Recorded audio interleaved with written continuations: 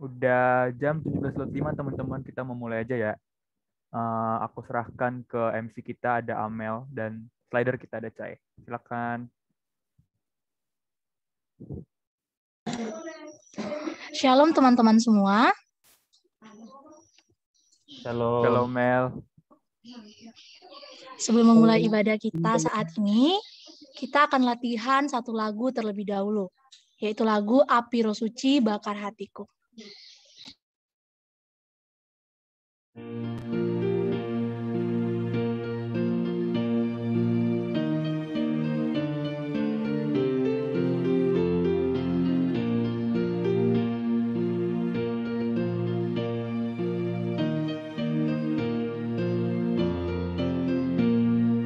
Api Roh Suci bakar hatiku dengan kasih yang murni dari Kalvari.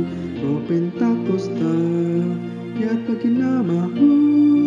Api Roh Suci bakar hatiku.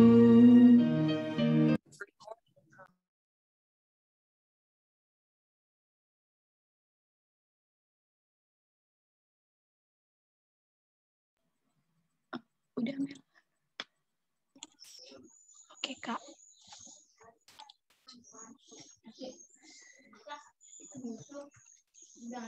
Oke, kita akan memulai ibadah kita. Saat ini, kita akan masuk ke momen saat teduh. Mari kita mengambil posisi doa.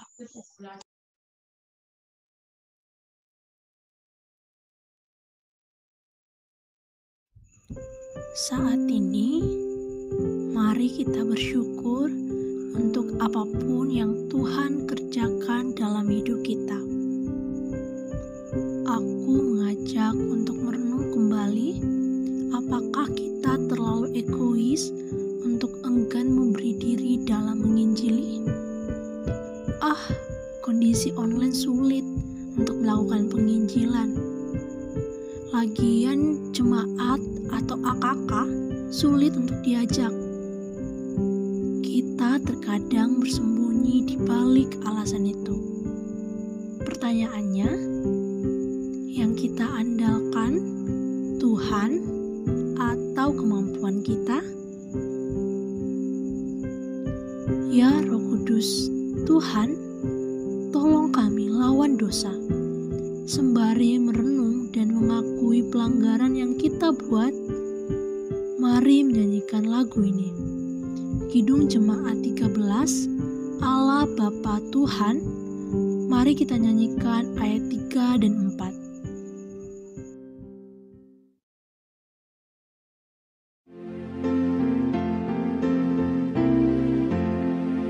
Ya Roh Kudus Tuhan, tolong kami lawan dosa. Ya Roh Kudus Tuhan, tolong kami lawan dosa. Sucikanlah hati kami, berilah hidup yang sejati. Tinggallah bersama kami.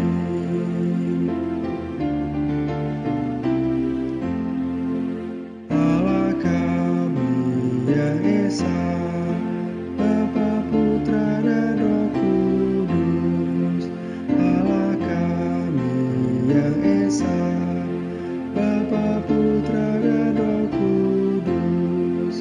Kami datang menyembah-Mu, memasyurkan kuasa-Mu. Puji syukur kepadamu.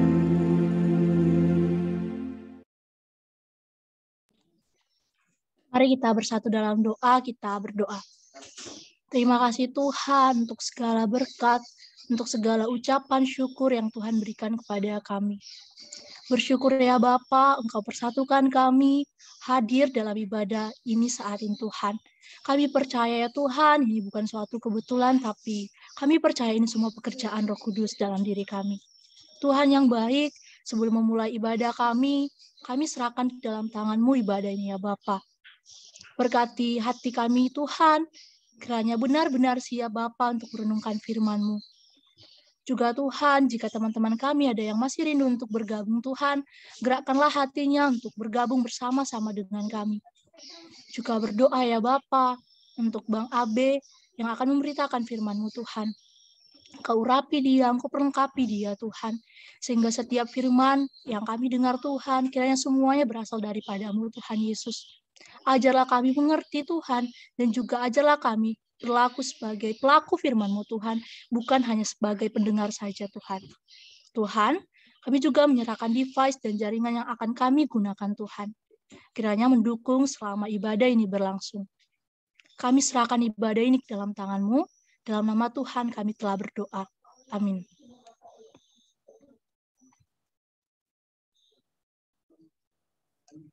Aku menyapa sekali lagi. Shalom teman-teman. Shalom. Halo. Shalom semua. Kondisi online membuat penginjilan yang kita lakukan hanya dari rumah. Mungkin ini yang membuat kita letih atau lelah. Dalam melakukan penginjilan, tanggung jawab kita bukan meyakinkan dengan segala cara, karena itu bukan tanggung jawab kita. Yang menginsafkan dan yang meyakinkan orang atas dosa adalah Roh Kudus. Karena itu, jangan pernah lelah. Roh Kuduslah yang bekerja, sehingga kita tidak perlu takut, tidak perlu sombong, dan tidak perlu kecewa. Dengan penuh sukacita, mari menyanyikan lagu ini. Katakan kepada diri kita dan teman kita, jangan lelah.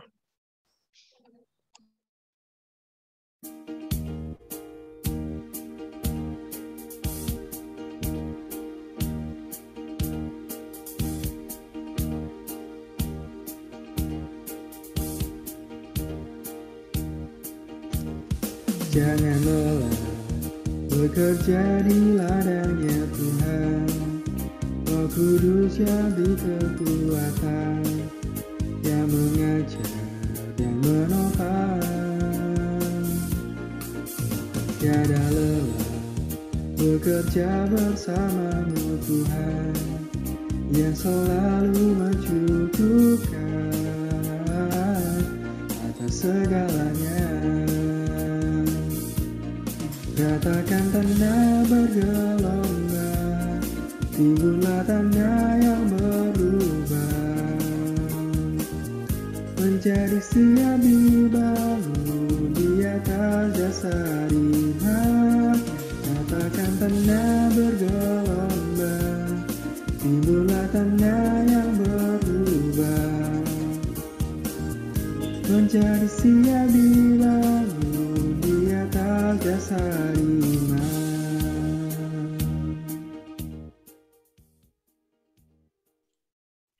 Saat ini kita akan masuk ke dalam firman. Kepada Bang Abe, aku persilakan.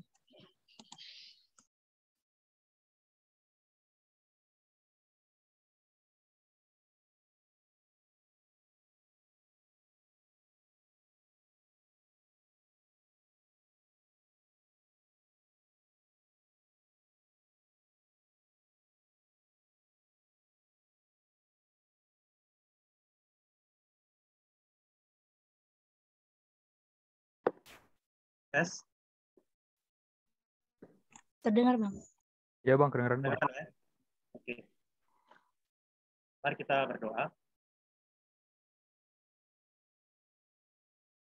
Terima kasih kalau pada sore ini Engkau kembali kumpulkan kami untuk selain menambah wawasan kami mengenai pribadi ketiga Allah Tritunggal, yaitu Roh Kudus. Kami juga mau untuk meresponi apa yang kami pelajari, wawasan yang kami dapatkan di dalam kehidupan kami, bahwa kami bukan hanya hendak mengetahui lebih banyak tentang isi kitab suci, bukan hanya untuk disegarkan kembali ingatannya tentang dasar-dasar iman Kristen, tetapi benar-benar mau ditolong untuk melakukan apa yang menjadi kerinduan Allah di dalam kehidupan dan pelayanan kami. Pakai hamba-Mu dengan segala kelemahan dan keterbatasannya, dan biarlah Allah yang Maha Kuasa dan tidak terbatas, tak terkendala, tak terhalangi oleh segala kelemahan hamba-Mu untuk memberkati setiap kami agar bisa melayani Tuhan dengan lebih maksimal lagi. Berkati juga jaringan internet yang kami gunakan di tempat kami masing-masing, sehingga kami bisa dengan leluasa merenungkan firman Tuhan dan juga nantinya diutus oleh kebenaran firman Tuhan. Dalam namamu Tuhan Yesus kami berdoa. Amin. Saya akan coba share screen saya ya. Bentar.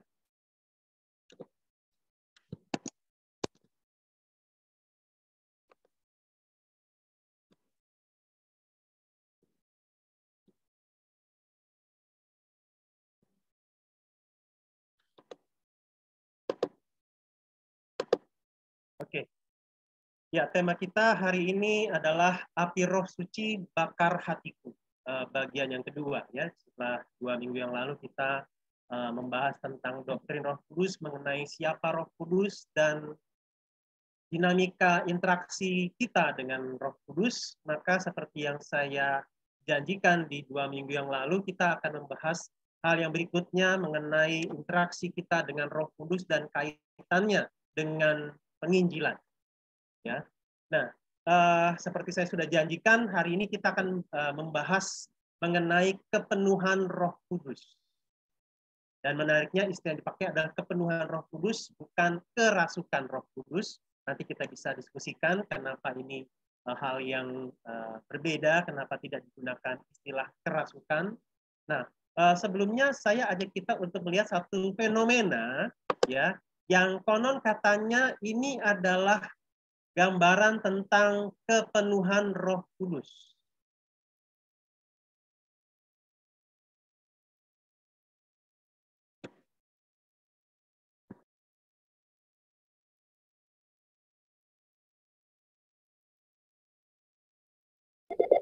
It began January 20th, 1994. You couldn't walk straight. People don't know what to do. Some called it unusual. Just get so full that they're just, wow. It carried her home.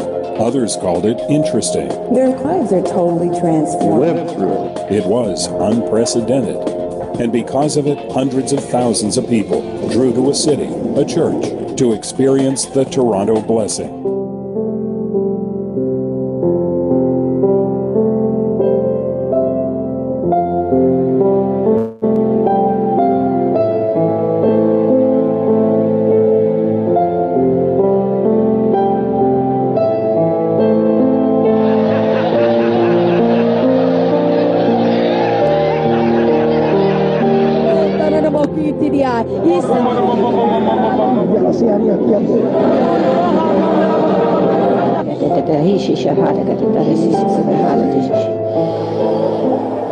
I want to read from Luke chapter 1. Some of you think that I don't give readings. I've been going through different stages of drunkenness, and the stage I'm at the moment is slouching.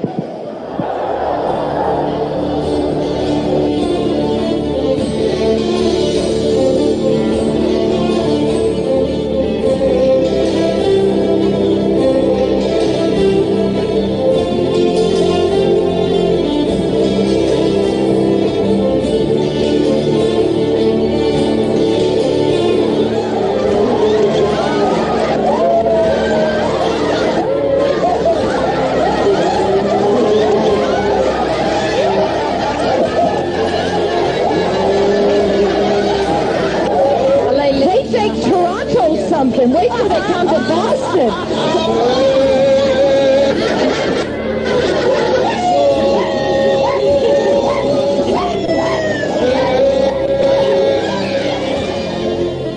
It's, oh God, I want your presence. I want you. I want to be in that presence.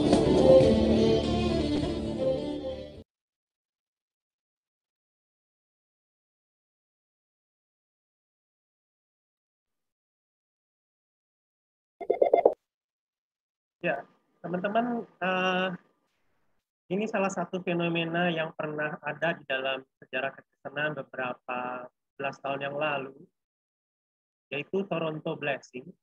Dan salah satu hal yang cukup terkenal dari fenomena ini adalah holy laughter, ketawa kudus.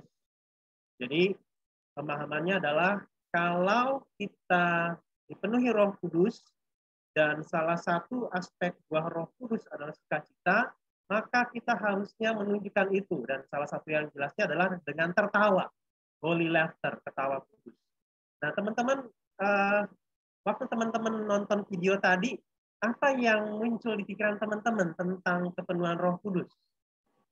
Boleh kalau misalnya ada yang mau open mic untuk ngomong langsung atau chat, silakan. Ada?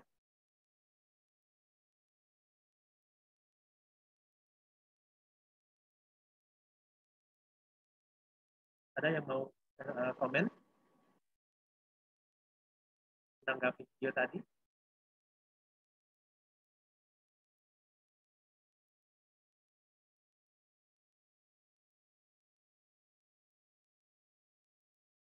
Oke, saya coba lihat di chat ya.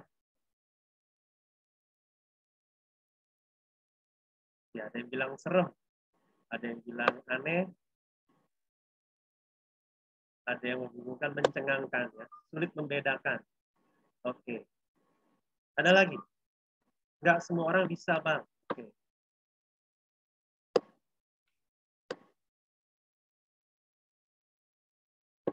Kuasai, bingung. Oke. Ya, membingungkan ya, teman-teman ya. Serem. Membayangkan teman-teman ada di dalam ruang ibadah tadi, melihat orang-orang seperti tadi. Ya, gimana perasaannya? Mungkin ada yang bingung, ada yang takut ya karena serem. Atau ada yang mungkin punya komentar yang lebih positif. Nah, yang begini nih yang harusnya ada di persekutuan mahasiswa. Ada? Langsung pulang ya. Oke. Oke, ya teman-teman, ini satu hal yang memang terjadi ya. Ada memang fenomena seperti ini dan sebenarnya saya juga ada video-video yang menggambarkan manifestasi yang katanya manifestasi Roh Kudus yang ada di gereja-gereja tertentu di Indonesia.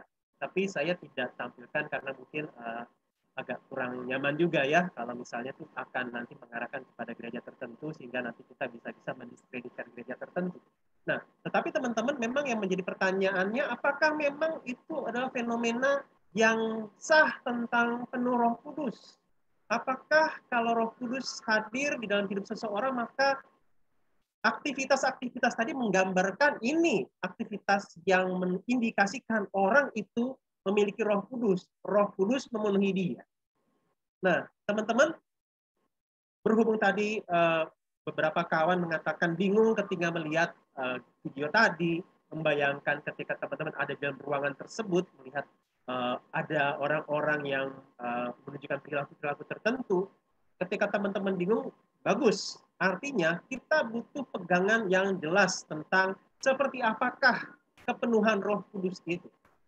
Ya, nah jadi memang saya tidak akan langsung bilang bahwa Toronto Blessing dengan berbagai aktivitas kita langsung labeli sesat ataupun gereja-gereja tertentu di Indonesia yang melakukan aktivitas seperti tadi kita bilang sesat, tetapi kita akan lihat seperti apakah kata Alkitab tentang penuh Roh Kudus. Nah, setelah kita mengerti itu, kita pakai apa yang Alkitab katakan tersebut untuk membaca, menilai fenomena yang ada, sehingga kita bahkan bisa mengalami kepenuhan Roh Kudus. Ya. Nah, pengertian dipenuhi Roh Kudus itu seperti ini kira-kira ya. Nah, misalnya di dalam Kisah Rasul 11 ayat 24, Kisah Rasul 13 ayat 52, ini bicara tentang karakteristik wajar seorang Kristen yang saleh. Nah, nanti ayatnya mungkin teman-teman bisa baca ya. Saya akan coba bacakan satu bagian saja dulu ya, Kisah Rasul 11 ayat yang ke-24 saja. Karena Barnabas adalah orang baik, penuh dengan Roh Kudus dan iman. Sejumlah orang dibawa kepada Tuhan. Nah, jadi teman-teman dalam bagian ini dikatakan Barnabas adalah orang baik, penuh dengan Roh Kudus dan iman. Jadi baik dalam hal good maupun dalam hal kind itu, maksudnya good itu ya orang yang baik karakternya, Kalau Kain itu kan baik dalam artian murah hati. Dan kalau teman-teman baca di dalam kisah tentang Barnabas, kita bisa melihat bahwa Barnabas memang orang yang secara kebajikan, dia orang yang baik dan saleh. Secara sosial, dia juga orang yang murah hati. Makanya dia bisa menjual ladang yang merupakan hartanya, dan hasil penjualan ladang tersebut diserahkan kepada para rasul untuk untuk mendukung pelayanan kepada orang-orang Kristen pada waktu itu. Ya. Nah, jadi kalau kita lihat dalam hal ini, penuh Roh Kudus itu dikaitkan dengan kebajikan seseorang, interaksi sosial yang sehat dengan orang lain. Nah, oke, itu bagian yang pertama. Yang kedua adalah penuh Roh Kudus bicara tentang perlengkapan untuk melakukan tugas atau jabatan tertentu dari Allah. Saya ambil dua bagian ya. Yang pertama Kisah Rasul 9 ayat yang ke-17 mengenai Paulus. Lalu pergilah Ananias ke situ dan masuk rumah itu, ia menumpangkan tangannya ke atas Saulus, katanya, Saulus saudaraku, Tuhan Yesus yang telah menampakkan diri kepadamu di jalan yang engkau lalui, telah menyuruh aku kepadamu, supaya engkau dapat melihat lagi dan penuh dengan Roh Kudus.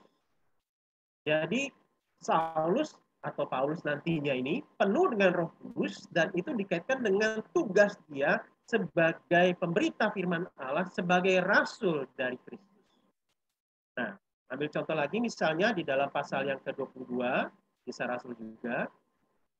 Kisah Rasul 22, ayat yang ke-12 sampai yang ke-15. Ini kembali mengaitkan dengan pertobatan Saulus, tapi ini dari sudut pandangnya Paulus sendiri. Ya, Kisah Rasul 22, ayat 12 sampai 15. Di situ ada seorang bernama Ananias, seorang saleh yang menurut hukum Taurat dan terkenal baik di antara semua orang Yahudi yang ada di situ. Ia datang berdiri di dekatku dan berkata, Saulus saudaraku, bukalah matamu dan melihatlah. Dan seketika itu juga aku melihat kembali dan menatap dia. Lalu katanya, Allah nenek moyang kita telah menetapkan engkau untuk mengetahui kehendaknya, untuk melihat yang benar, dan untuk mendengar suara yang keluar dari mulutnya. Sebab engkau harus menjadi saksinya terhadap semua orang tentang apa yang kau lihat dan yang kau dengar. Nah, jadi teman-teman lihat kaitan antara pasal 9 dengan pasal 22.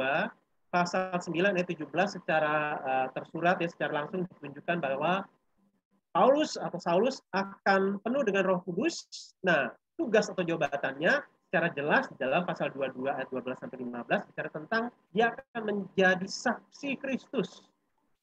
Menceritakan apa yang Paulus lihat dan dengar kepada semua orang. Nah, jadi kita bisa lihat kaitannya ya, penuh Roh Kudus.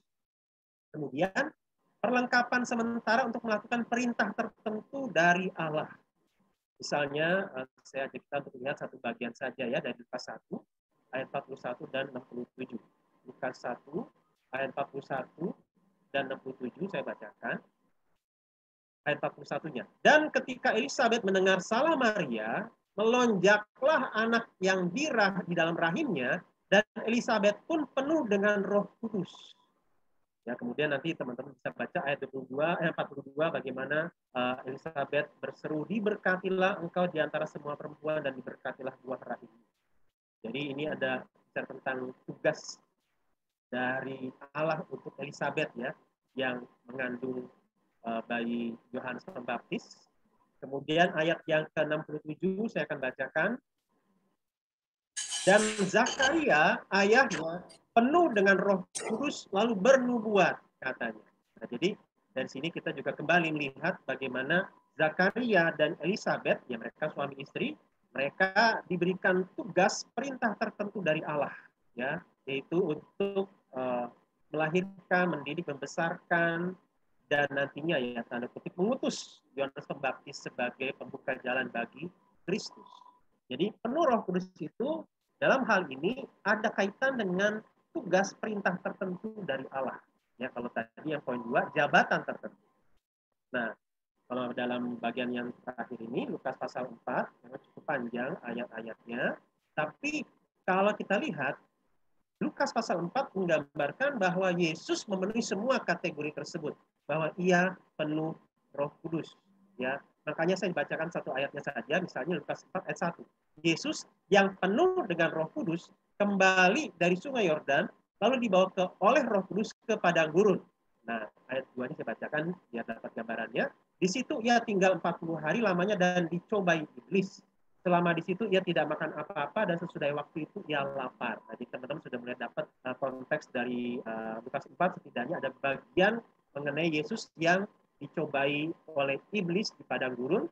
Tetapi salah satu yang menolong kita untuk bisa melihat apa teladan Yesus yang ditunjukkan ketika dia menang menghadapi pencobaan iblis adalah ketika di ayat 1 dikatakan Yesus yang penuh dengan Roh Kudus kembali dari sungai Yordan lalu dibawa oleh Roh Kudus ke padang gurun dan seterusnya mengalami pencobaan dan dia menang. Nah, jadi dipenuhi Roh Kudus, penuh dengan Roh Kudus ini dikaitkan juga dengan kemenangan atas dosa, kemenangan atas pencobaan iblis, dan itu didemonstrasikan secara konkret oleh Yesus. Nah, jadi teman-teman, ini beberapa poin mengenai kepenuhan Roh Kudus. Sehingga kita sudah mulai bisa menggunakan poin-poin ini untuk membaca fenomena yang tadi kita tonton.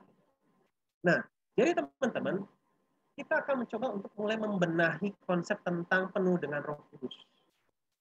Orang-orang tertentu berpikir bahwa yang namanya penuh dengan Roh Kudus itu seperti sebuah gelas yang diisi air. Yang diisi air awalnya gelas itu kosong, kemudian lama-lama diisi air, airnya awalnya sedikit, lama-lama mulai bertambah, lama-lama mulai setengahnya dari gelas itu, lama-lama makin naik, lama-lama makin naik, lama-lama hampir penuh mengisi, menutupi seluruh gelas sampai akhirnya meluap. Itu namanya penuh dengan Roh Kudus.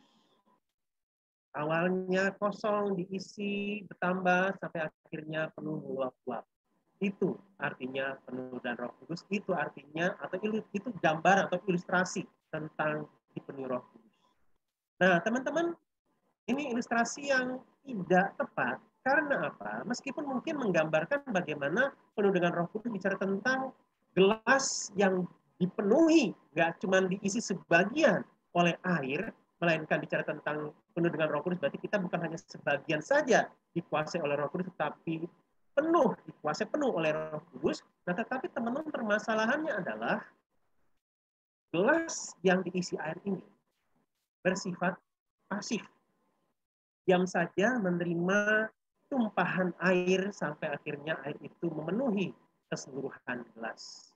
Nah, kalau kita lihat di dalam Efesus 5 ayat 18, dikatakan ayat 18 ya, dan janganlah kamu mabuk oleh anggur, karena anggur menimbulkan hawa nafsu, tetapi hendaklah kamu penuh dengan Roh.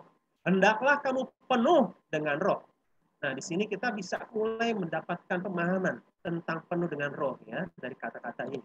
Nah, kalau dalam bahasa Inggris mungkin lebih terlihat maksudnya ya, karena ada penggunaan tense dan seterusnya yang mungkin bisa lebih terlihat kalau pakai bahasa Inggris. But be filled with the Spirit.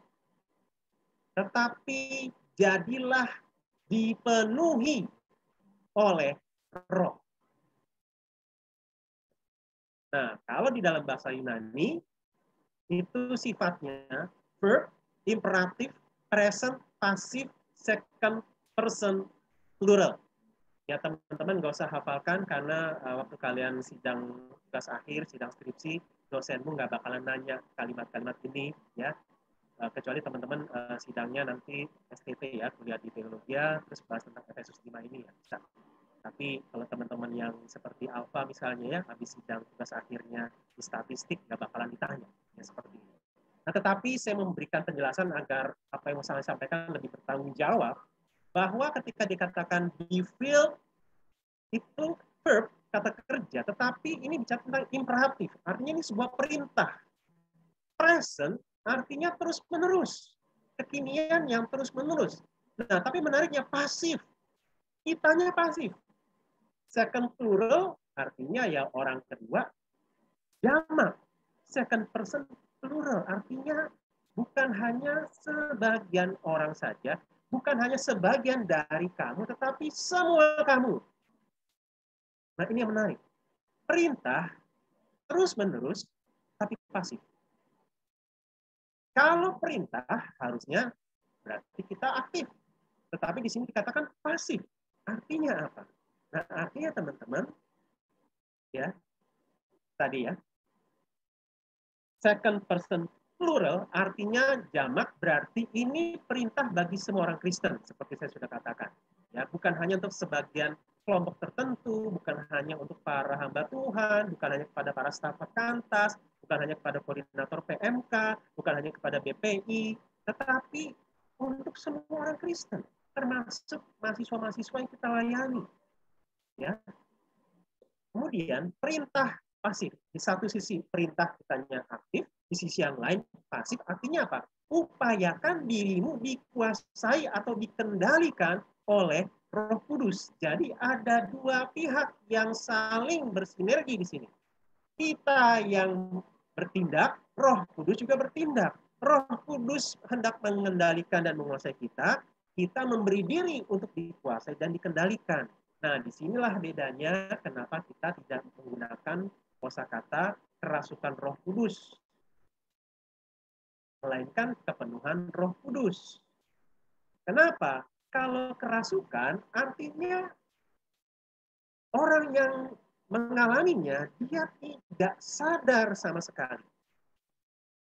Ada pihak lain yang menguasai dia sepenuhnya dan orang yang dikuasai ini sama sekali tidak terlibat, tidak ada kontribusi di dalamnya.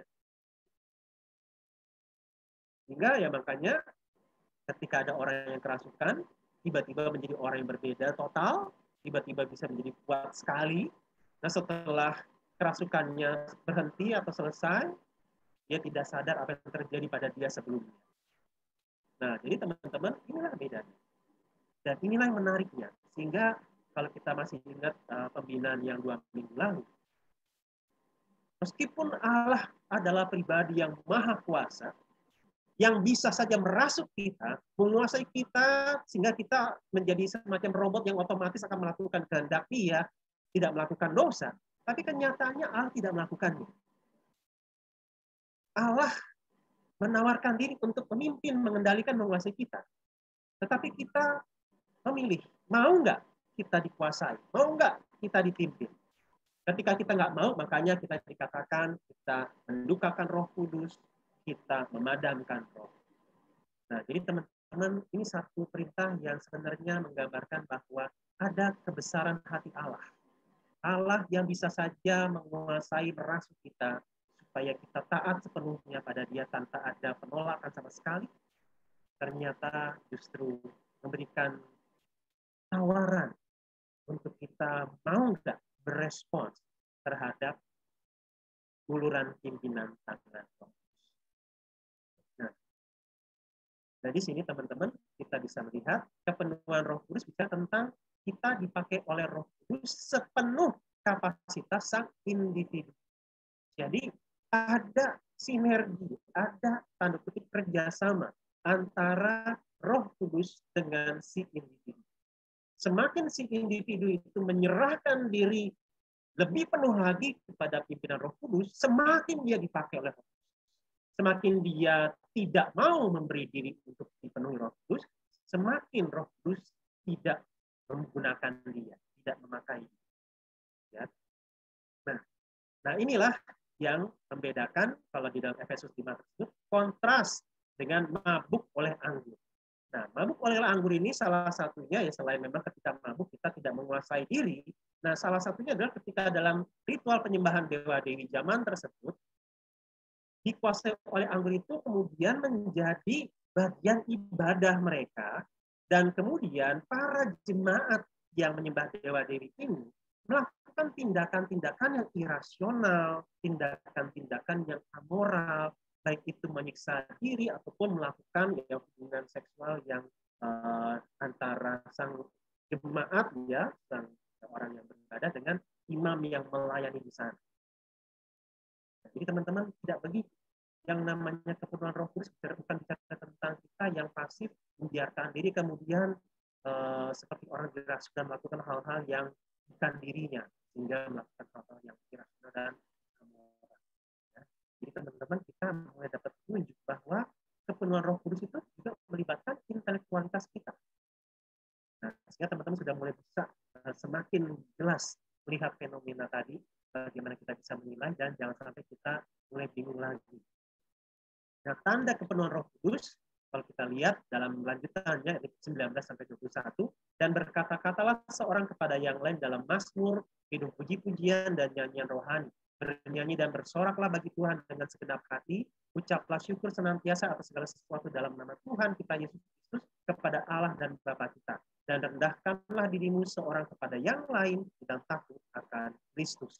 Nah, teman-teman, dari beberapa ayat ini kita maksudnya begini, tanda kepenuhan Roh Kudus itu cukup banyak ya di dalam Alkitab, termasuk nanti yang akan kita bahas di luar dari Efesus 5 ini, tetapi setidaknya ada beberapa tanda yang kita bisa lihat dari Efesus 5 19-21 ini. Ya. Nah, tanda minimalnya gitulah kira-kira tentang orang yang penuh dengan Roh Kudus.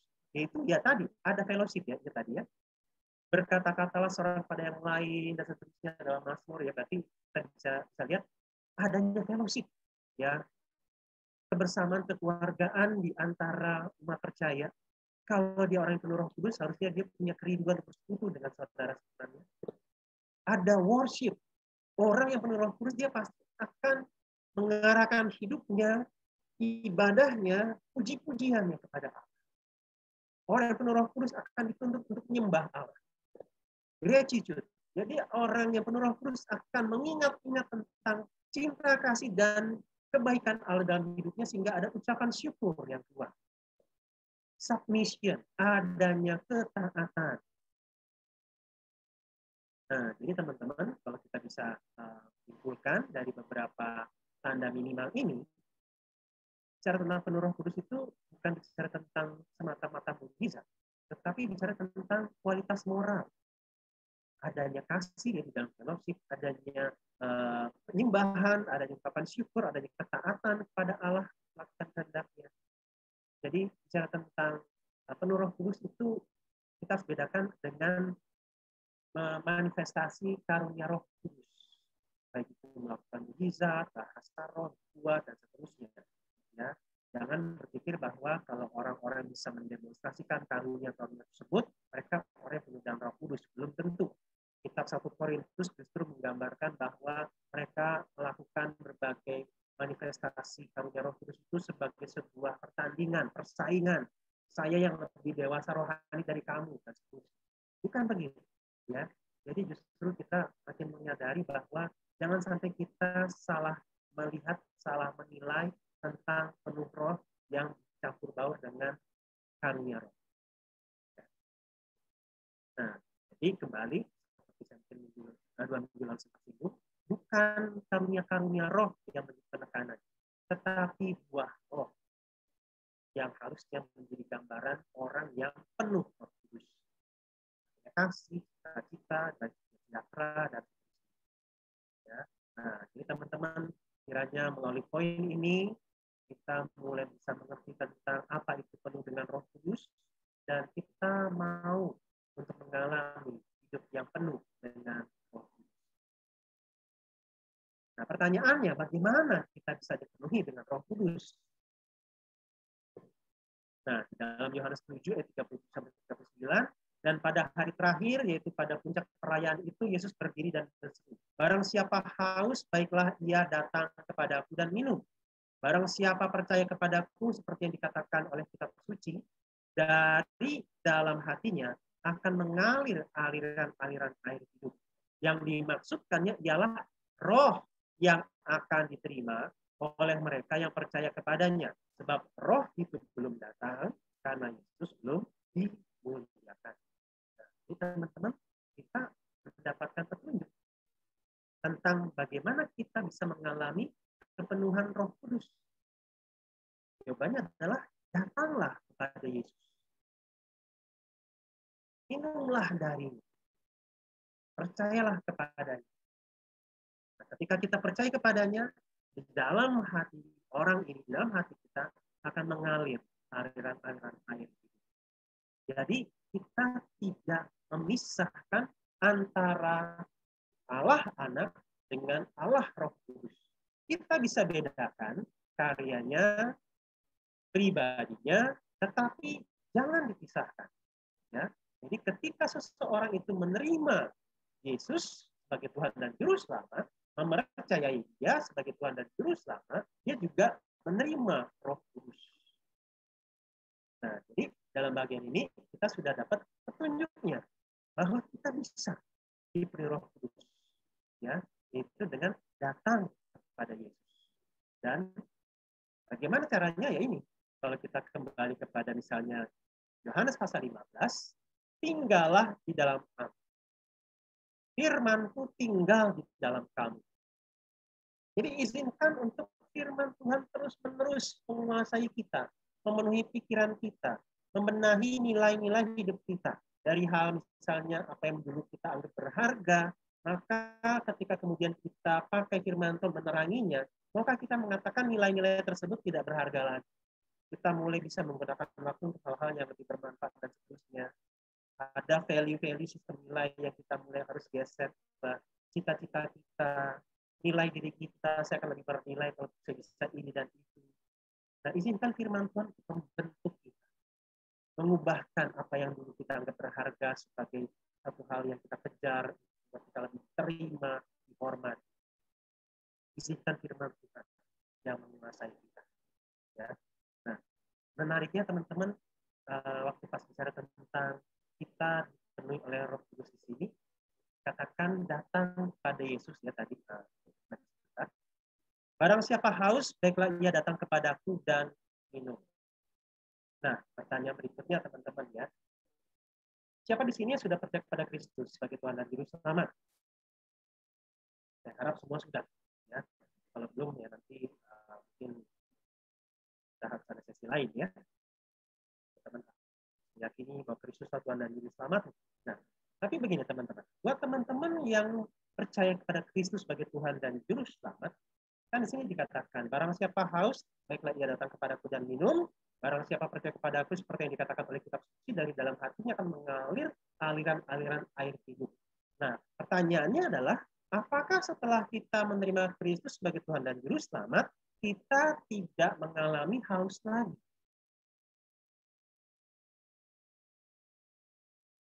Kenyataannya, banyak orang Kristen yang setelah menerima Kristus sebagai Tuhan dan Juru Selamat, dalam dinamika kehidupan dia, kadang-kadang misalnya udah mulai kesepian lagi, mulai merasa sensitif terhadap orang tertentu yang melakukan gestur tertentu, seolah-olah dia kok kayaknya nggak menerima saya, dia kok sepertinya tidak menghormati saya, ketemu orang tertentu kita langsung jadi minder. Berarti jangan-jangan kita masih haus dong. Padahal di sini dikatakan barang siapa haus, datang kepadaku, minum, dari dalam hatinya mengalir aliran-aliran air hidup. Masih sama apa enggak kita setelah kita menerima Kristus sebagai Tuhan dan Juru Selamat? Nah, teman-teman, ya saya dapat ilustrasi dari ini ya, galon. Setiap 2 hari ya, setiap 2 hari sekali itu kami di rumah selalu mengkonsumsi 1 galon air mineral. Nah, awalnya kami di rumah itu cuma menyediakan 1 galon saja.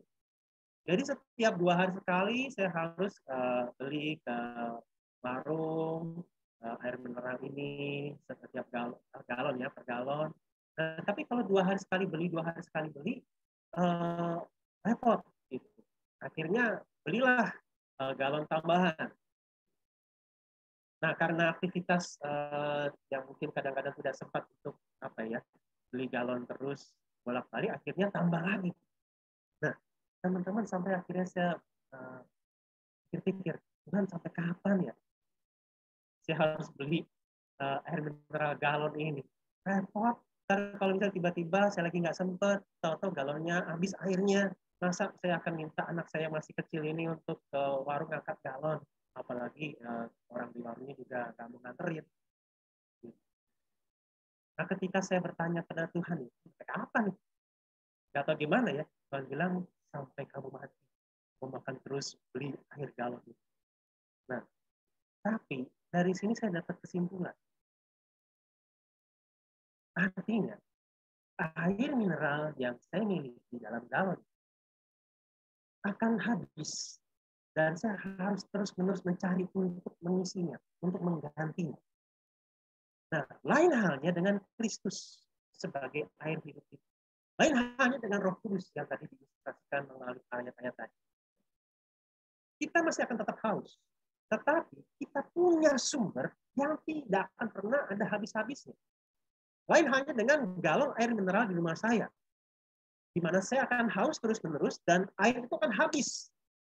Sedangkan Allah tidak akan pernah habis untuk memberikan kelegaan, untuk memuaskan dahaga kita. Nah, jadi teman-teman, untuk kita penuh dengan Roh Kudus, datanglah pada Yesus. Izinkan untuk firman-Nya tinggal di dalam kita. Menguatkan kita, memenuhi kita, menuntun kita, mengoreksi kita, sehingga kita bisa menghasilkan kebajikan-kebajikan. Nah, hal yang terakhir berkaitan dengan tema kita hari ini, Roh Kudus dan pendidikan. Nah, kita akan lihat tadi ya, kata dari William Campbell berkaitan dengan penuh Roh Kudus. Nobody can be indwelt by the Holy Spirit and keep that Spirit into himself. Where the Spirit is, he flows forth. And if there is no flowing forth, he is not there. Tidak ada orang yang dapat didiami oleh Roh Kudus dan menyimpan roh itu untuk dirinya sendiri. Maksudnya bukan berarti roh itu bisa dibagi-bagi ya ke orang lain, tetapi maksudnya di sini. Where the Spirit is, he flows forth. Ketika ada Roh Kudus, dia akan mengalir keluar. And if there is no flowing forth, he is not there. Kalau nggak ada yang keluar, jangan-jangan memang dia tidak ada. Artinya, ketika seseorang itu diisi, dipenuhi Roh Kudus, seharusnya ada hal yang terwujud nyata keluar. Akan ada hal yang terlihat. Akan ada hal yang dia berikan kepada orang-orang di sekitarnya. Nah, salah satunya adalah bicara tentang ini ya, Kisah Rasul 1 ayat 8. Tetapi kamu akan menerima kuasa kalau Roh Kudus turun ke atas kamu, dan kamu akan menjadi saksiku di Yerusalem dan di seluruh Yudea dan Samaria dan sampai ke ujung bumi. Ini sebuah pernyataan, bukan sebuah perintah. Bahwa kamu akan menerima kuasa kalau Roh Kudus turun ke atas kamu, dan kamu akan menjadi saksiku di Yerusalem dan di seluruh Yudea dan Samaria dan sampai ke ujung bumi. Jadi ketika para murid menerima Roh Kudus, ketika kita menerima Roh Kudus, kita diberi kemampuan untuk bersaksi tentang Yesus. Kenapa? Karena kalimatnya jelas, kamu akan menerima kuasa kalau Roh Kudus turun ke atas kamu. Nah, ketika seseorang menerima Kristus sebagai Tuhan dan Juru Selamat, Roh Kudus juga ada dalam diri orang tersebut, berarti dia menerima kuasa. Sehingga orang ini menjadi saksi Kristus. Baik itu orang-orang waktu itu, murid-murid Yesus di Yerusalem, dan mereka akan ekspansi ke Yudea, Samaria, sampai ke ujung bumi, maupun juga kita. Ketika menerima Roh Kudus, kita diberi kemampuan bersaksi tentang Yesus. Nah, jadi teman-teman, kita akan mulai melihat kaitan antara penuh dengan Roh Kudus dengan bagian ini. Nah, ini saya ambil dari ya, beberapa poin dari Kolomit ya, kaitan antara penuh roh dan bersaksi. Ya. Maksudnya untuk ya, yang bukan ini.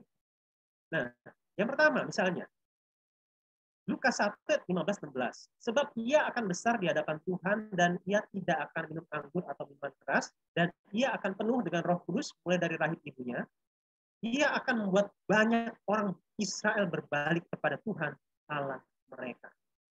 Jadi ini bicara tentang Yohanes Pembaptis ya. Dia penuh dengan Roh Kudus, dan kaitannya adalah di ayat 11, dia akan membuat banyak orang berbalik kepada Tuhan ya, orang Israel gitu ya. Orang Israel berbalik kepada Tuhan Allah mereka. Jadi ada kaitan sangat jelas. Ketika dia penuh dengan Roh Kudus, dia akan mewartakan sesuatu, mengatakan sesuatu yang membuat pendengarnya berbalik kepada Tuhan. Kemudian yang lain misalnya Lukas 1:41 dan 42. Dan ketika Elisabet mendengar salam Maria, melonjaklah anak yang di dalam rahimnya, dan Elisabeth pun penuh dengan Roh Kudus dan berseru dengan suara nyaring. Diberkatilah engkau di antara semua perempuan dan diberkatilah buah rahimmu. Ketika Elisabeth penuh dengan Roh Kudus, dia akan berkata-kata, dia akan menyampaikan sesuatu, dan di sini dia menyampaikan sebuah ungkapan pujian, ungkapan kekaguman, ungkapan bahwa Maria adalah yang diberkati oleh Allah. Jadi ada semacam kepekaan untuk dia menyampaikan sesuatu berita kebenaran. Bagian yang lain, ini kalau tadi Elisabeth, ibu dari Yohanes Pembaptis, sekarang Zakaria, bapaknya. Lukas 1:67, dan Zakaria ayahnya penuh dengan Roh Kudus, lalu bernubuat, katanya. Ini ya. Penuh dengan Roh Kudus dan bernubuat. Jadi ternyata penuh dengan Roh Kudus itu bukan hanya bicara tentang adanya kualitas-kualitas moral di dalam seseorang, adanya kebajikan-kebajikan tertentu, adanya kesaksian-kesaksian hidup, teladan hidup yang baik. Di situ iya benar ada, tetapi jangan lupa penuh dengan Roh Kudus dikaitkan juga dengan berkata-kata, bernubuat. Yang berikutnya misalnya Kisah Rasul 2:4. Maka penuhlah mereka dengan Roh Kudus, lalu mereka mulai berkata-kata dalam bahasa-bahasa lain seperti yang diberikan oleh Roh itu kepada mereka untuk mengatakannya. Jadi penuh dengan Roh Kudus dikaitkan dengan berkata-kata. Kemudian pasal 4 ayat 8, maka jawab Petrus, berarti dia berkata, penuh dengan Roh Kudus, hai pemimpin-pemimpin umat dan tua-tua. Petrus berkata-kata, Petrus menjawab, ketika itu dia penuh dengan Roh Kudus. Penuh Roh Kudus sehingga Petrus bisa memberikan jawaban kepada orang yang ada di hadapannya. Bagian yang lain, ya, ini saya kutip ya, ini perikopnya. Kisah Rasul 4 ayat 23-24 dan 29-31.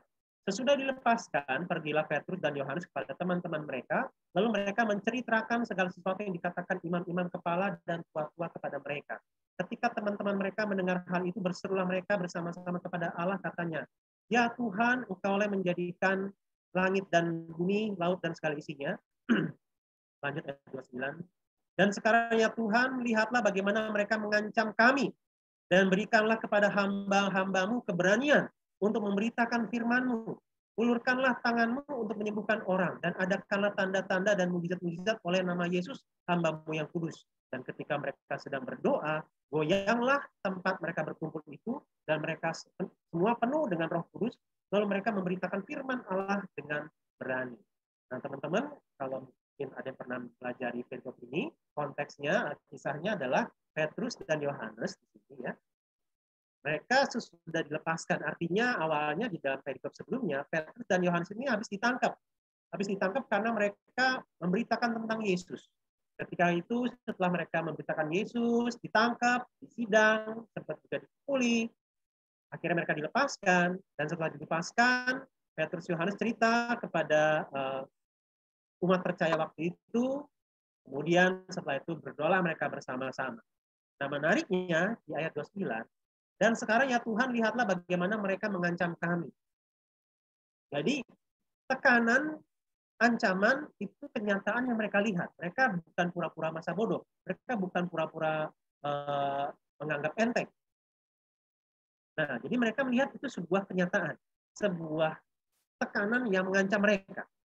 Nah, tapi kemudian lihat permintaannya. Berikanlah kepada hamba-hambamu keberanian untuk memberitakan firman. Jadi rupanya mereka ketika diancam, ada tekanan. Itu satu kenyataan. Mereka mungkin bisa saja berdoa, Tuhan, jauhkan kami dari ancaman ini. Tuhan, lindungi kami, jangan sampai kami mengalami ancaman. Mereka mungkin bisa berdoa seperti itu, tapi ternyata di ayat ini enggak. Mereka malah bilang, berikanlah kepada hamba-hambamu keberanian untuk memberitakan firman-Mu. Jadi bukannya minta untuk ancaman itu disingkirkan, tetapi mereka minta agar diberikan kemampuan untuk menghadapi ancaman. Dan menariknya ketika di sini dikatakan, berikanlah kepada hamba-hambamu keberanian, ini memberikan sebuah nuansa bahwa keberanian manusiawi itu nggak cukup. Keberanian manusiawi mereka itu nggak akan sanggup bertahan lama. Bisa-bisa baru sebentar udah ciut lagi. bisa-bisa baru mau melangkah, batalkan, kabur, urungkan niat. Jadi mereka butuh keberanian yang dari Allah. Kita nggak tahu apakah mereka waktu itu ketakutan ketika ada ancaman. Kalaupun memang mereka mengalami ketakutan, maka doa ini tetap relevan. Maksudnya, entah mereka ketakutan, entah mereka menyadari keberanian manusia yang mereka nggak cukup, tetapi intinya dari dua kondisi ini bisa menghasilkan permintaan yang sama. Berikan keberanian. Dan di ayat 31, Tuhan jawab.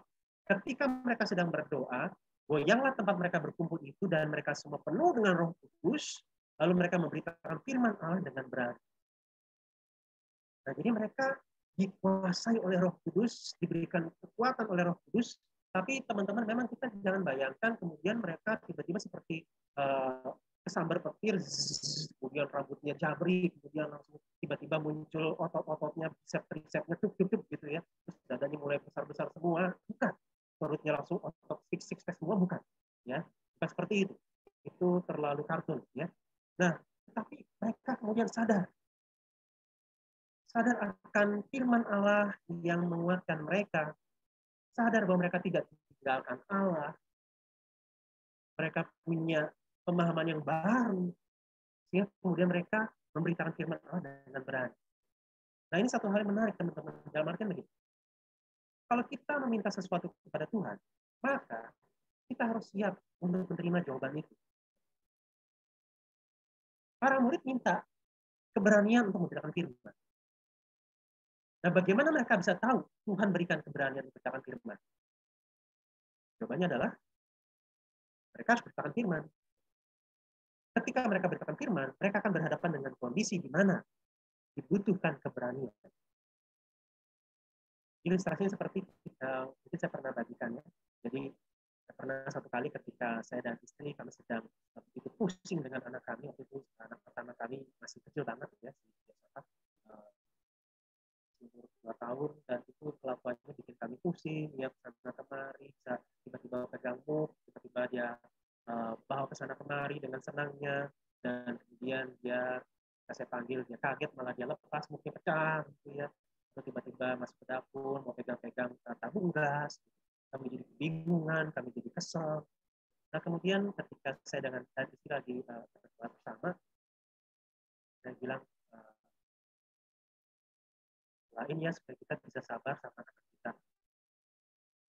Dan akhirnya saya berdoa, Tuhan tolong kami agar kami sabar ketika anak kami mulai menjengkelkan.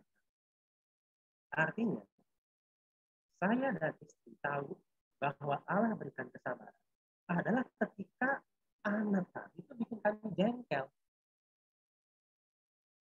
Nah, ketika anak kami bikin kami jengkel dan kemudian kami bisa mengatasinya, kami sadar, oh ya, Tuhan jawab doa kami.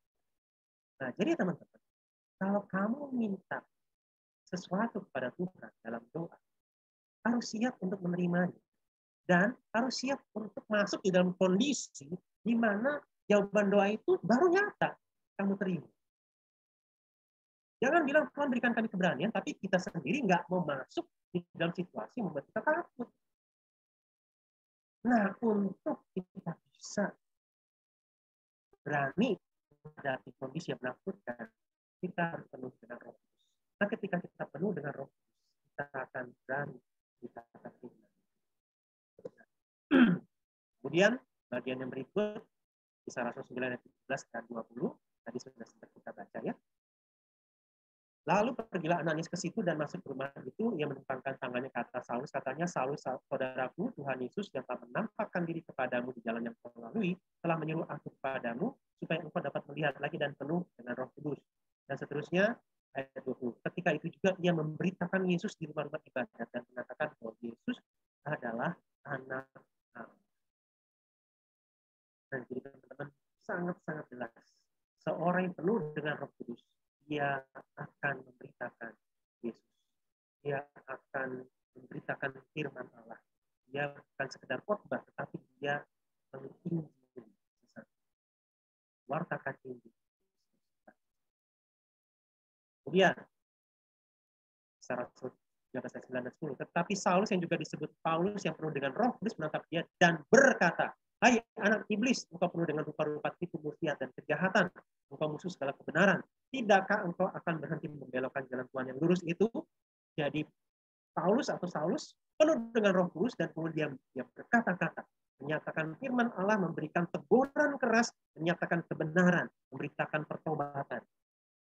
Penuh Roh Kudus dikaitkan dengan dia akan menyampaikan kebenaran, berani memberikan pertobatan kepada orang yang berusaha untuk hidup serong atau bahkan menyerongkan jalan Tuhan yang lurus.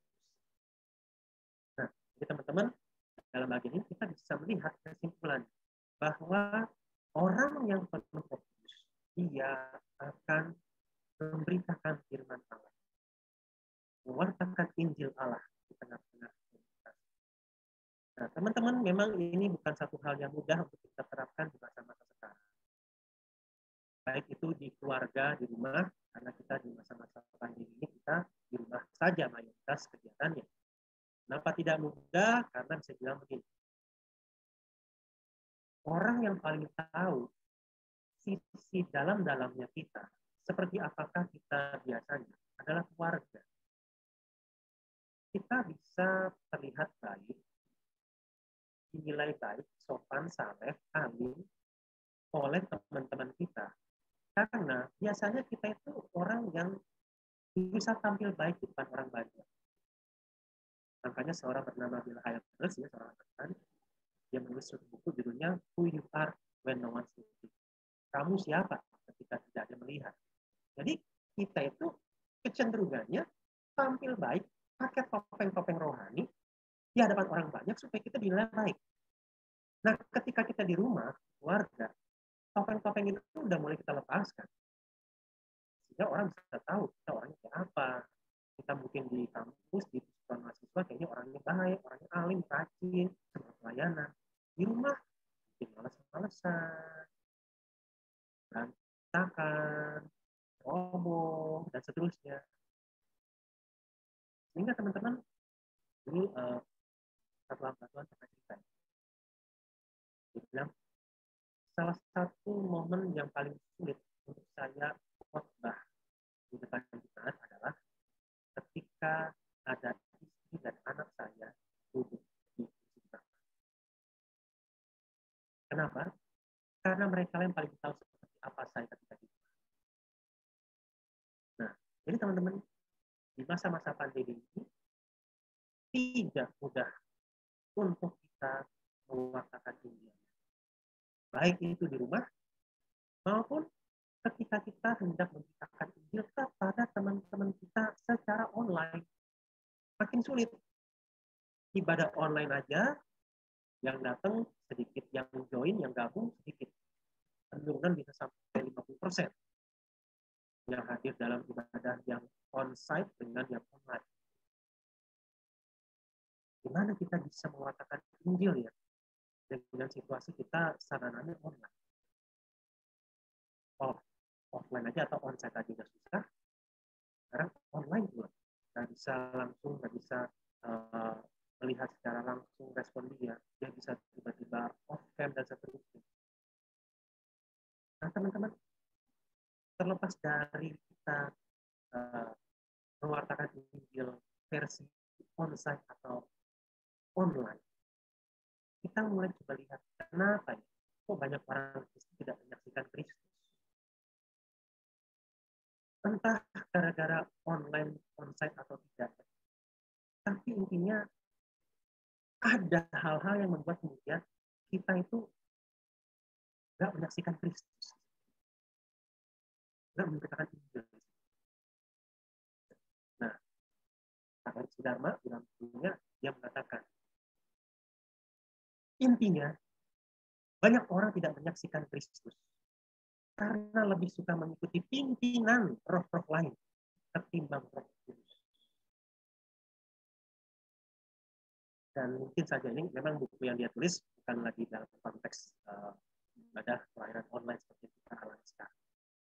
Tetapi esensinya tetap sama. Itu apa? Salah satunya, Roh rasionalisme. Kita terlalu mengandalkan rasio kita sehingga kemudian sudahlah, kayaknya nggak bisa, kayaknya nggak mungkin seperti ini. Nah, kalau kita mengkaitkan di dalam situasi kita sekarang, beritakan Injil secara on-site aja susah, apalagi online. Adalah kalau begitu nggak usah. Itulah salah satu contohnya. Kita terlalu memikirkan berdasarkan rasio kita, ya udah kayaknya nggak bakalan bisa. Padahal kalau kita meyakini Allah mampu bekerja melampaui apa yang kita pikirkan dan doakan, maka melalui sarana online sekalipun Allah bisa bekerja. Melalui pesan-pesan singkat yang kita kirimkan melalui chat kita, Tuhan masih bisa bekerja. Jangankan itu, zaman dulu pun bahkan Allah pakai ayam untuk membuat Simon Petrus nangis, bertobat, sadar bahwa dia secara jelas menyangkali. Tidak butuh pengkhotbah besar dari Indonesia, ya seperti misalnya pendeta untuk datang khotbah Petrus. Cukup ayam yang berkokok, kemudian Petrus bertobat. Teman-teman, kapan teman-teman memberitakan diri ke orang dan orang itu nangis tersedih? Itu juga kayaknya jarang khotbah KKR, kemudian ada jemaat yang nangis-nangis dengan khotbah. Ini banyak saya nangis. Nah ini ayam, binatang, makhluk yang lebih rendah derajatnya dibandingkan dengan manusia, tapi Allah bisa pakai untuk membuat seorang rasul besar seperti Petrus yang impulsif, yang sangat menonjol di dalam tim pelayanan Yesus, nangis.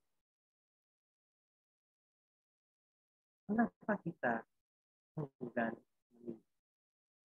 Jangan karena kita lebih mau dipenuhi roh rasionalisme. Sehingga rasio kita nggak mungkin. Nggak logis. Atau yang kedua, roh materialisme. Kita terlalu sibuk dengan kesenangan kita sendiri.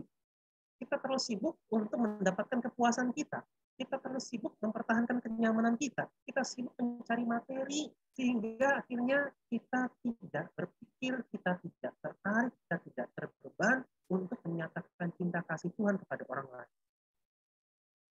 Kita dipenuhi dengan bukan Roh Kudus, tapi Roh Kudus.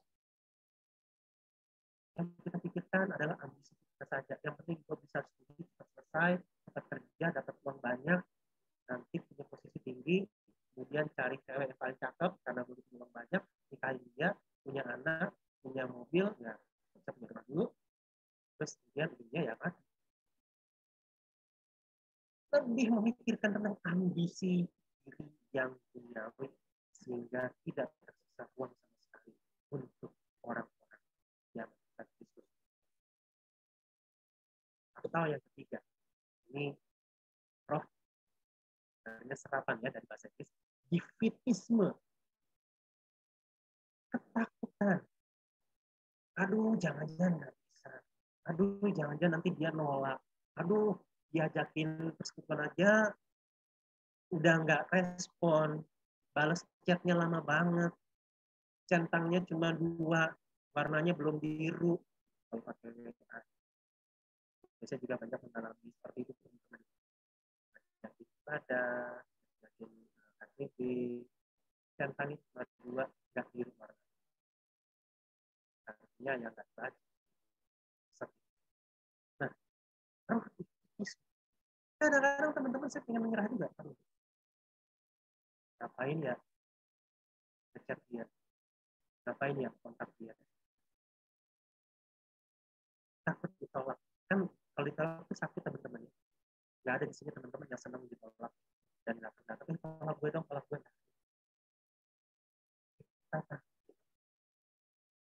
Akhirnya banyak yang memberikan dalih. Ya udah deh. Kan lebih baik kita menunjukkan dalam hal kesaksian hidup, perbuatan baik, teladan hidup. Kan teladan lebih berbicara daripada kata-kata. Nah, ini satu hal yang baik. Teman, ini satu hal yang saya setuju dengan John Piper ya. Ketika dia membahas diskusi Yohanes pasal 1. Pada mulanya adalah firman. In the beginning, it was ya, pada mulanya ada firman ya, the word, kataan. Maksudnya begini. Ya, memang di dalam khotbahnya itu memberikan beberapa poin, tetapi satu poin yang menarik buat saya begini. Meskipun perbuatan itu nampaknya, perbuatan baik itu nampaknya memberikan kesan yang baik, tapi tidak ada perbuatan baik yang lebih jelas kalau nggak ada kata-kata di situ. Karena apa? Ada orang berbuat baik karena motifnya banyak-banyak. Entah itu mungkin dia ingin disukai, ingin diterima, atau karena ketakutan dan seterusnya, menghilangkan rasa bersalah dan lain sebagainya. Nah, yang paling jelas adalah ketika ada kata-kata yang memberikan penekanan, gambaran. Itu perbuatan apa? Landasan dari perbuatan itu apa? Nah, itu harus dikomunikasikan, harus dikatakan. Sehingga ya harus dikatakan, harus ketika kita mengatakan Injil, jangan hanya mengatakan yang penting perbuatan dan kesaksian dan teladan hidup yang baik. Itu oke. Benar. Tapi jangan sampai kemudian kita nggak ngomong. Ini akhirnya apa? Orang Kristen ini baik. Orang non-Kristen itu baik. Orang non-Kristen itu baik. Orang yang nggak beragama itu baik. Oke. Kamu sama seperti kita. Sama-sama.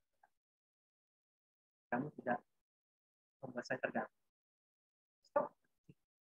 Tapi tidak ada penjelasan dari perbuatan baik itu untuk apa, karena apa. Harus ada kata-kata yang mengkomunikasikan yang dijelaskan.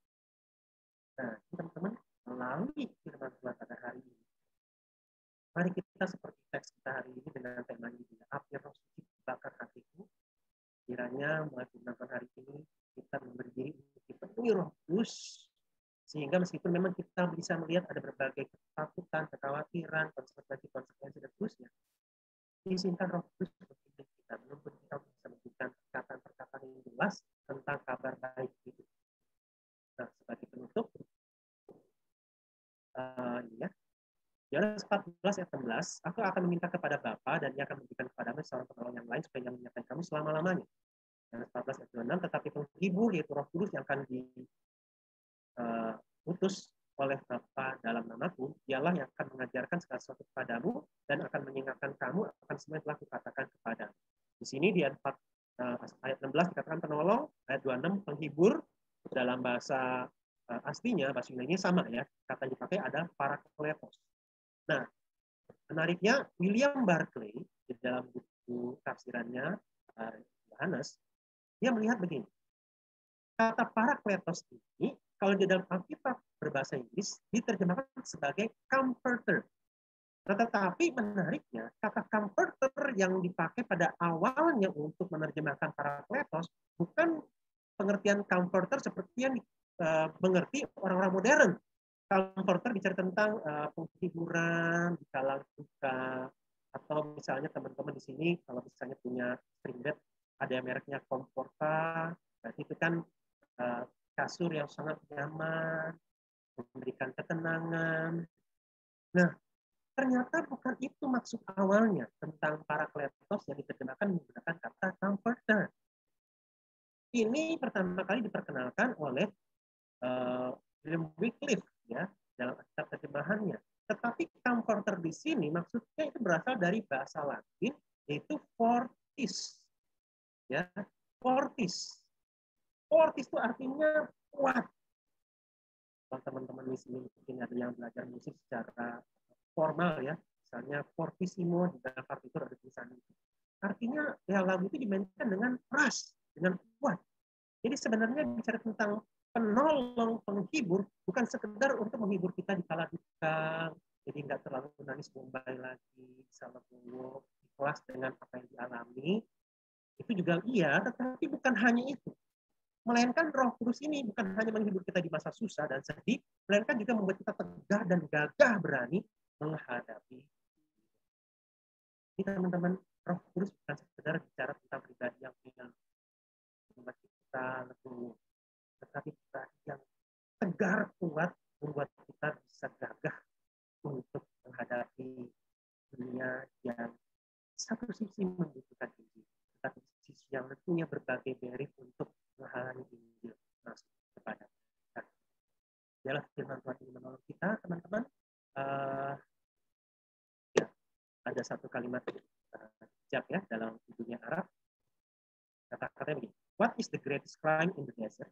Apa sih kejahatan terbesar di padang pasir? Inilah jawabannya. Finding water and keeping silent. Kamu nemu air, tapi kamu diam aja.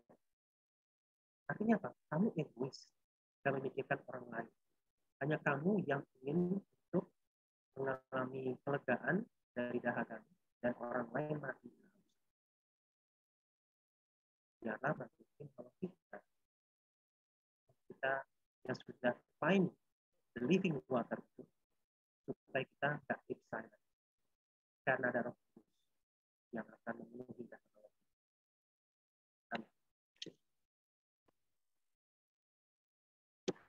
Silakan kalau ada yang mau bertanya. Oke, terima kasih Bang. Kita akan masuk ke dalam sesi Q&A, sesi pertanyaan. Jadi kakak abang dan teman-teman semua boleh on mic ataupun juga lewat kolom chat yang ada di Zoom untuk mengajukan pertanyaan.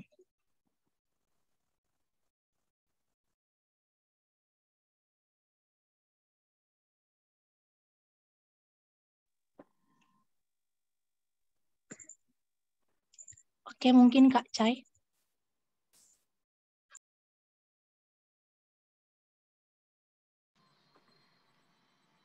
Kalau teman-teman nggak ada pertanyaan, aku izin nanya ya teman-teman. Mungkin ini Bang, aku teringat gitu kondisi beberapa pengurus PMK yang mungkin di PMK-nya udah berjuang sendiri lah gitu dalam kepengurusan. Ya maksudnya ada kepengurusan cuma udah berhilangan dan ya bahkan untuk melanjutkan kegiatan PJ Jumat sehari-hari itu pun udah benar-benar berjuang dan capek gitu. Mungkin tadi banyak itu kan membahas bagaimana mungkin ya kita menyikapi maksudnya bagaimana kita beriman pada Roh Kudus dan juga menyikapi kalau nanti ya khususnya terkait penerimaan mahasiswa baru gitu. Tapi bagaimana kita bisa berharap kepada Roh Kudus atau bagaimana kita bisa beriman kepada Roh Kudus di tengah-tengah kondisi pengurus-pengurus yang udah seperti tadi itu Bang. Jadi kayak dia sendiri juga udah capek banget dan udah pengen ya bisa dibilang hilang banget juga dari persekutuan. Mungkin kita bisa berharap gitu Roh Kudus menggerakkan teman-teman kepengurusannya juga untuk mau punya hati mempersiapkan penyambutan mahasiswa baru dengan baik ya atau kondisi lain gitu Bang. Terima kasih Bang. Ya, untuk hal ini saya memberikan pernyataan hope for the best, prepare for the worst. Ya, ketika kita memberikan diri untuk dipenuhi Roh Kudus, ya we hope for the best. Bahwa kita lebih, ya memang kita akan mengunjungi, kita akan melayani, dan ya kita harap orang yang kita layani kemudian bisa bertobat. Karena ya Roh Kudus tadi ya bisa bekerja melalui apa saja dan siapa saja dengan teknologi seperti apapun untuk membuat orang bertobat. Tapi ya prepare for the worst. Kalau ternyata memang mungkin belum waktunya Tuhan untuk kemudian orang itu bertobat, untuk kemudian orang itu berespon positif. Jadi ya prepare for the worst juga. Gitu. Ya, jadi ini dua hal yang perlu kita imbangi sehingga ketika kita hope for the best dan ya the best itu datang, kita alami, kita bersyukur bahwa ya ini dalam ketaatan kita kepada pimpinan Roh Kudus. Hope for the best bahwa ketika kita gigih melayani, nggak nyerah, teman-teman jadi ikut semangat. Tetapi memang teman-teman prepare for the worst. Kenapa? Karena kita hidup di dalam dunia berdosa. Dalam artian begini, orang lebih mudah ikutin teladan buruk daripada teladan baik. Ya kan? Misalnya nih, lagi ujian, yang satu belajar sungguh-sungguh. Nah kira-kira yang lain, dia belajar sungguh-sungguh, kita ikutan yuk, langsung belajar. Atau misalnya, pas lagi mau ujian, ada satu yang bikin contekan. Dia bikin contekan, kita ikutan yuk. Nah kira-kira yang mana nih, yang lebih mungkin terjadi? Kasus yang pertama atau kasus yang kedua? Jadi ketika ada orang yang melakukan hal yang buruk, yang jelek, yang negatif, yang lain ikutan. Lebih mudah. Karena apa? Itu tadi. kita ini dunia berdosa, jadi ya siap. Maksud saya ini, ketika teman-teman nggak menyerah di dalam pelayanan, belajar untuk mengizinkan kekuatan Roh Kudus menghibur dan menguatkan, ya for the best, teman-teman pengurus yang lain jadi ikutan semangat. Tapi prepare for the worst, buat ternyata itu deh, biar dia aja yang kerja deh. Intinya gue nggak ikut, gue nggak kerjain, tetap jalan kok ini. Jadi ya kita hope for the best, prepare for the worst. Nah tetapi yang paling utama adalah, nah ini mungkin sempat kita bahas di 2 minggu lalu ya, bahwa Roh Kudus tidak meninggalkan kita. Mungkin teman-teman pelayanan kita akan meninggalkan kita. Mereka udah menyerah dan mungkin kita bisa tergoda untuk menyerah. Mungkin orang-orang kita layani bukan tambah banyak yang mau memberi diri dilayani. Jangan-jangan malah nanti tambah makin sedikit yang mau memberi diri. Tetapi ada satu pribadi yang tidak meninggalkan kita. Dan dia akan menghibur kita ketika kita mengalami kesedihan, rasa gagal. Tapi dia jugalah yang akan menguatkan kita untuk tegar menghadapi agenda-agenda yang sudah tersedia yang Allah berikan.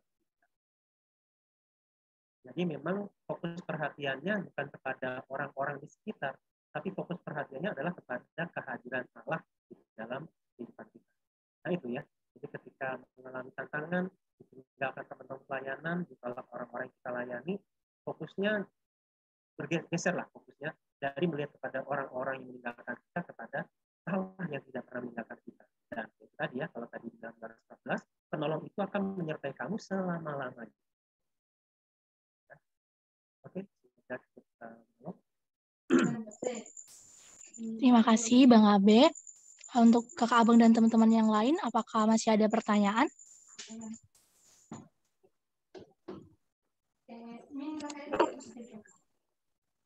Oke, kalau sudah tidak ada, kita akan lanjut ke warta. Oh ya, ada satu lagi nih Bang di kolom chat. Mungkin bisa aku bacakan ya Bang. Selamat sore Bang Abe, mau tanya.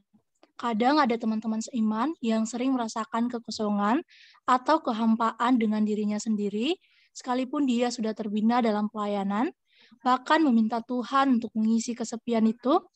Tetapi memang dia ada masalah keluarga sih Bang. Dengan kondisi begitu, kadang orang-orang seperti ini sering mempertanyakan keberadaan Roh Kudus sebagai orang percaya.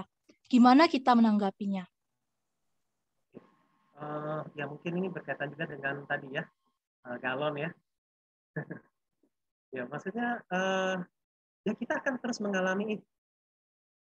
Kita akan terus mengalami kehausan. Mau kita hamba Tuhan yang udah berpuluh-puluh tahun melayani, kehausan akan dihormati, kehausan akan diterima, itu tetap ada, tetap mungkin.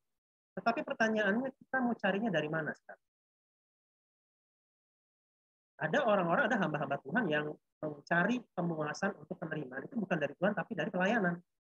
Merasa bahwa ketika pelayanannya makin banyak, orang menerima saya, orang menghormati saya, dan kemudian merasa kekosongannya terpenuhi. Padahal bukan. Lama-lama akhirnya dia merasa, begitu dia nggak diminta lagi, bingung dia.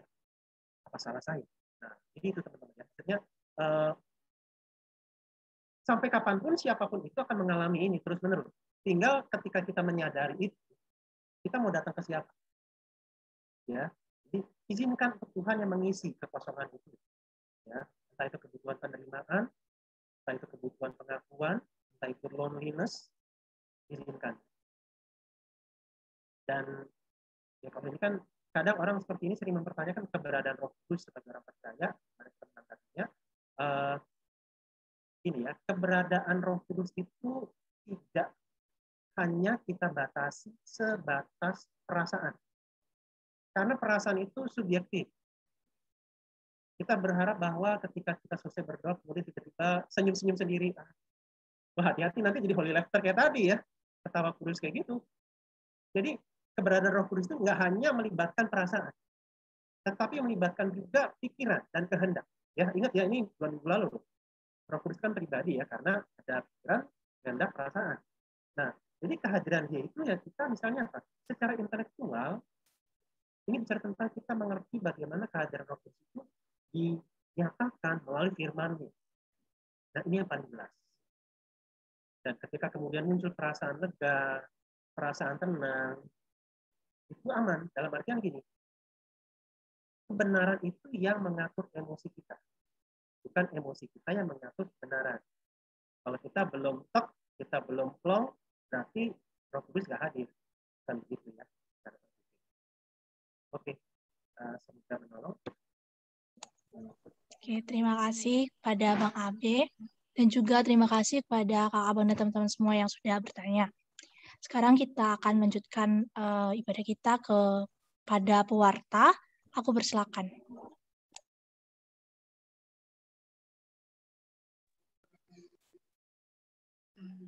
Shalom teman-teman. Mungkin bisa ditampilkan slide-nya.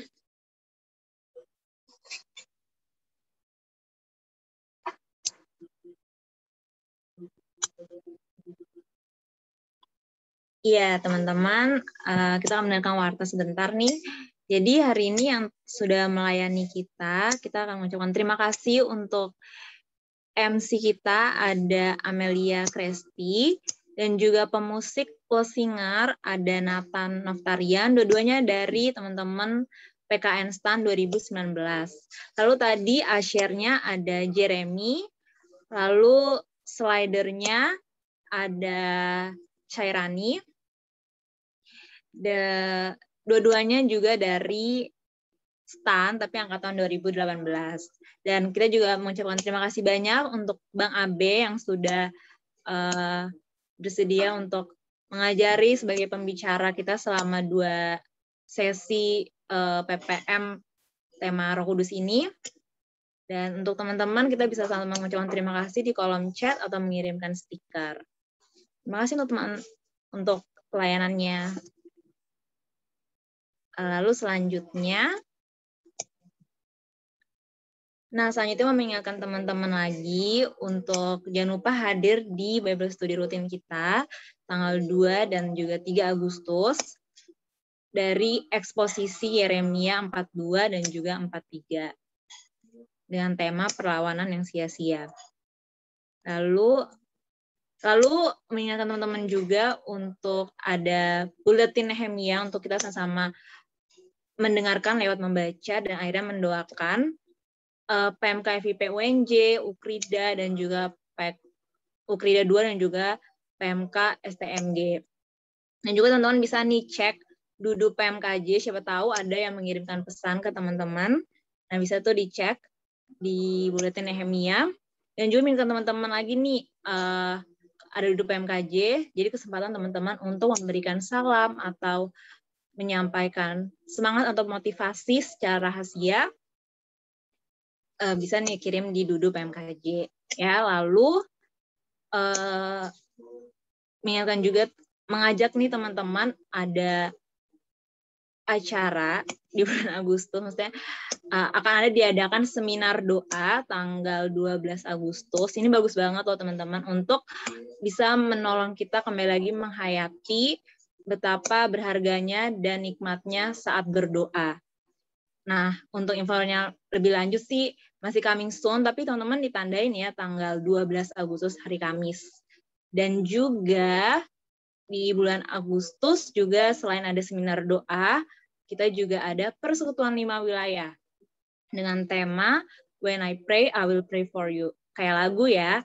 Nah, teman-teman bisa ditandain di agenda notes kalendernya teman-teman di hari Selasa tanggal 24 Agustus. Dengan pembicaranya ada KDB. Dan mengingatkan teman-teman juga, semuanya ini informasi ini bisa diakses di Linktree, bisa ditemukan di Instagram PMK Jakarta. Oke, jadi jangan lupa di-follow ya. Lalu ada undangan juga untuk teman-teman penilik, ada undangan dari Persekutuan Besar Penilik dengan tema Rethinking Evangelism. Pembicaranya ada Bang Argius. Hari Sabtu ini ya teman-teman via Zoom. Penilik itu adalah para alumni yang memberi diri untuk mendampingi pengurus di wilayah di kampusnya masing-masing. Jadi teman-teman mungkin bisa share ke pendidik di kampusnya teman-teman ya. Dan juga mengingatkan teman-teman juga untuk ikut dalam acara pre-graduate weekend ya, acara puncaknya di bulan Agustus tanggal 28 dan 29. Nah, ini juga ternyata terbuka juga untuk teman-teman di semester 5 dan 7. Jadi jangan lupa yang mau ikut bisa daftar di link yang tertera di flyer ya. Dan itu aja, terima kasih teman-teman. Terima kasih kepada pewarta.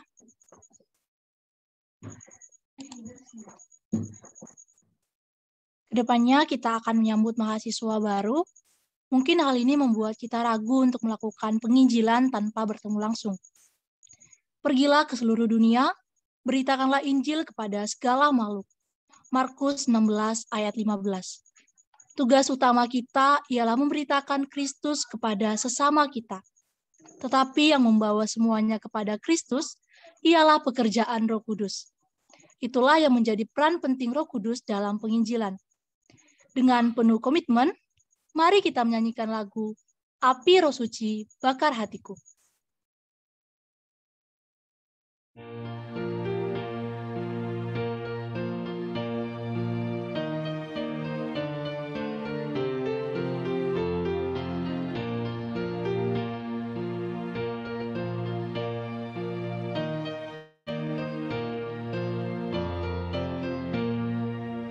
Api Roh Suci bakar hatiku dengan kasih yang murni dari Kalvari.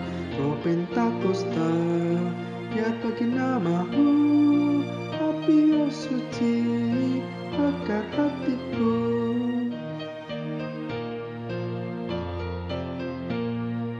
Api Roh Suci bakar hatiku dengan kasih yang murni dari Kalvari. Roh Pentakosta, biar bagi namamu. Api Roh Suci bakar hatiku.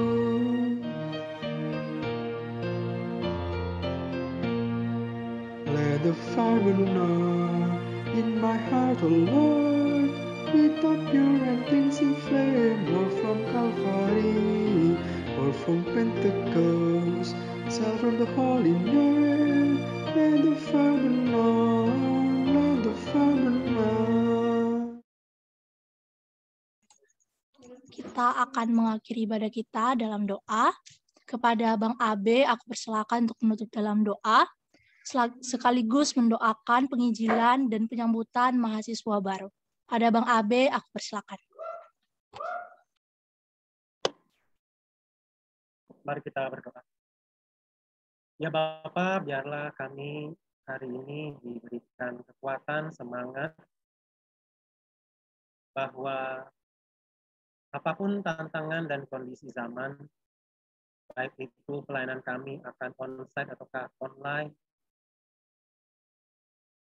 entahkah penerimaan mahasiswa baru, harus kami lakukan menggunakan lebih banyak, lebih sering dengan gadget, tetapi kami punya Allah yang tidak berubah, hal yang sama yang telah menyertai para rasul dan umat percaya di masa lalu. Roh Kudus yang sama juga yang akan menyertai kami. Sehingga tolong setiap kami ketika kami selesai mengikuti PPM Roh Kudus pada hari ini, kami diberikan kekuatan dan pengharapan untuk setia mewartakan Injil Tuhan, memikirkan hal-hal yang terbaik untuk menjangkau anak-anak baru, mungkin melakukan pelayanan yang personal, mengumpulkan data-data mahasiswa baru ke bidang akademis dan lain sebagainya. Hal-hal yang bersifat teknis tadi akan muncul dengan berlimpah, asalkan kami hatinya memang mau dipimpin dan dikuasai Roh Kudus. Kalau hati dan pikiran kami dikuasai oleh roh rasionalisme, roh materialisme, roh defeatisme, segala strategi yang muncul pun belum tentu kami akan responi dengan baik. Tolong kami untuk hati dan pikirannya dipenuhi dengan Roh Kudus yang tidak akan meninggalkan kami, yang akan menguatkan dan menghibur kami, termasuk yang mampu bekerja melampaui apa yang bisa kami pikirkan dengan logika kami, sehingga anak-anak baru yang nantinya akan masuk di kampus kami masing-masing, tiba-tiba bisa memberi diri untuk dilayani dan dimuridkan. Tolong kami untuk setia, tolong kami untuk melakukan pelayanan yang mendalam, personal, kreatif, tetapi tetap mengandalkan pertolongan Roh Kudus.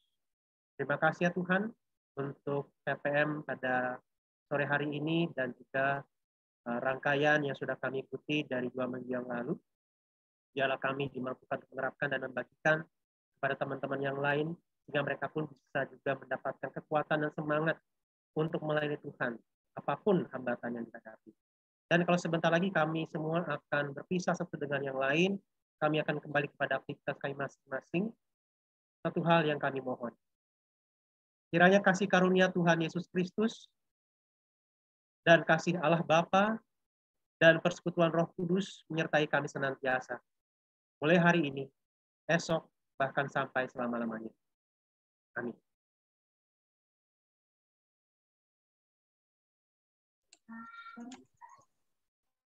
Ibadah kita telah selesai. Aku persilakan pada teman-teman semua untuk mengambil waktu teduh.